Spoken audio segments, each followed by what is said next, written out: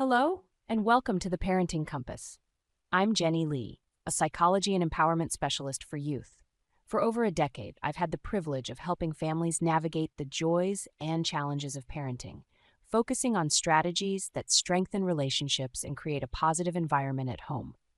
Today, I want to explore a discipline tool that's often overlooked but incredibly effective: humor. When we think about discipline, we often picture serious conversations or setting firm boundaries. And while those are important, there's another side to discipline that can be just as impactful: using humor to diffuse tension, connect with your child, and guide behavior in a way that feels natural and respectful.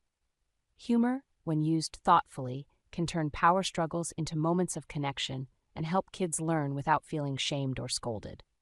But like any tool, it's all about how and when you use it. Why humor works. And humor works because it taps into one of our most fundamental human traits, the ability to laugh and connect. It disarms tension, creates a sense of safety, and builds a bridge between parent and child. Research insight. Studies in the Journal of Child Psychology and Psychiatry show that humor can reduce stress and diffuse conflicts in family dynamics. When parents use humor in discipline, children are more likely to respond positively because it lowers their defenses and creates a cooperative atmosphere. In my practice, I've seen humor transform tense situations. One family I worked with had a 6-year-old Mia who often resisted cleaning up her toys. Her parents would get frustrated, leading to tears and more resistance.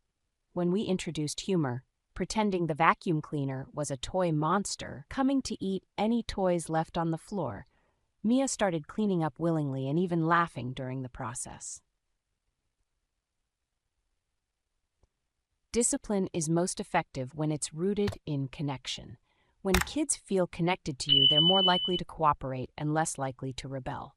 Humor strengthens that connection by reminding your child that you're on the same team. For example, let's say your child is dragging their feet getting ready for school.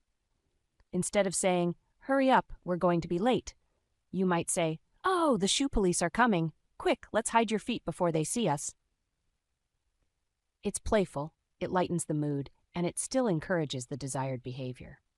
Case example: I worked with a family whose son, Liam, hated brushing his teeth. It was a nightly battle. By turning it into a game, pretending Liam was a superhero battling plaque monsters, his parents not only made toothbrushing fun, but also created a moment of bonding each night. When to use humor and when not to. While humor can be a powerful tool, it's not a one-size-fits-all solution. The key is knowing when and how to use it. Humor works best in situations where tension is building but hasn't yet reached a boiling point. It can redirect energy, lighten the mood, and help your child see a situation in a new way. However, there are times when humor might not be appropriate, like when your child is deeply upset, or when the issue at hand requires a more serious tone. In those moments, empathy and validation are more important. Challenge: some parents worry that using humor might make them seem less authoritative, or that their child won't take them seriously. But the truth is, humor doesn't undermine authority. It enhances it by showing that you can guide behavior with kindness and understanding rather than control. Did you know that laughter actually changes brain chemistry? When we laugh, our brains release endorphins, which reduce stress and create feelings of happiness and connection. For kids, this means they're more likely to feel safe and open to guidance when humor is involved. This is especially important for younger children who may not yet have the language skills to fully express their emotions. Humor can help bridge that gap, offering a nonverbal way to communicate and connect. Common challenges with humor. One common challenge parents face is finding the right balance. You don't want humor to come across as mocking or dismissive, as that can make your child feel invalidated. The goal is to laugh with your child, not at them.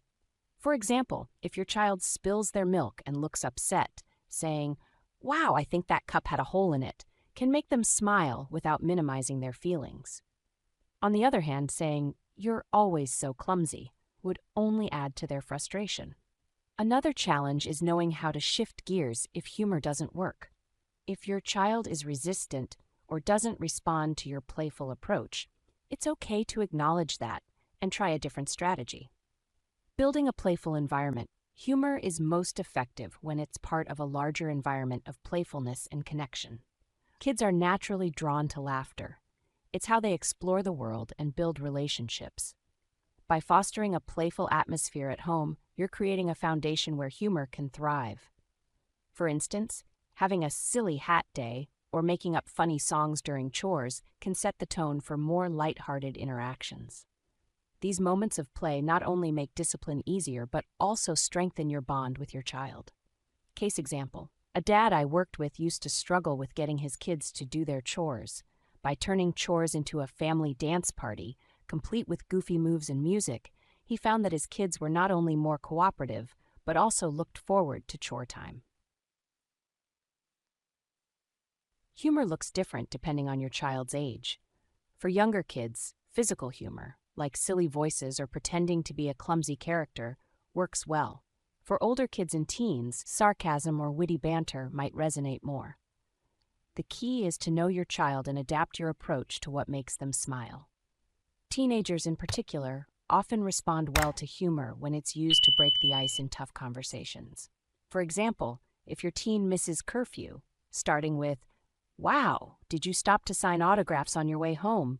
can open the door to a more serious discussion without making them feel attacked. Humor is one of the most underrated tools in parenting, but it's also one of the most powerful.